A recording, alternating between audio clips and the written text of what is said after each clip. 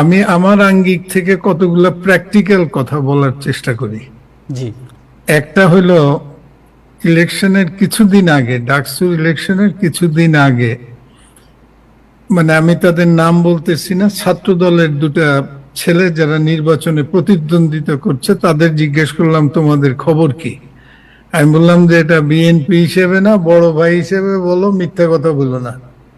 তা ওরা বলল যে ভাই খবর ভালো না, আগেই বলছে।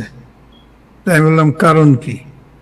বলে যে দেখেন, আলটিমেটলি আপনি আমি কি দিব এটা হইতেছে আমাদের মানে নির্বাচনী এজেন্ডা। পরবর্তীতে যে আমরা এজেন্ডার কতটুকু বাস্তবায়ন করতে পারবো সেটার ওই যে একটা থাকে না, মর্নিং শোজ দি ডে। জি যেমন এই যে চূড়ান্ত গরমের সময় শিবির যেখান থেকে হোক, ওরা বলল প্রত্যেকটা হলে 6টা করে ওয়াটার কুলার দিছে, গরমে যাতে ছাত্ররা ঠান্ডা পানি খাইতে পারে। এইটা পাশাপাশি তারা বলল যে আমরা তো একটাও দিতে পারি নাই।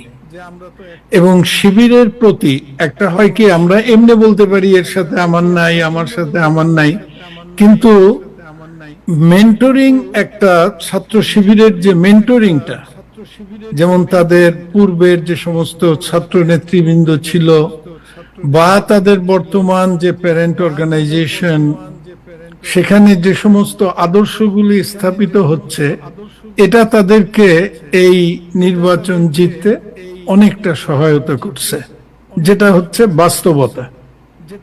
এবং একটা জিনিস হইল যে, আর একটা কথা আমরা প্রায় সবাই জানি, তারপরে আমি রিপিট করতে ভালোবাসি,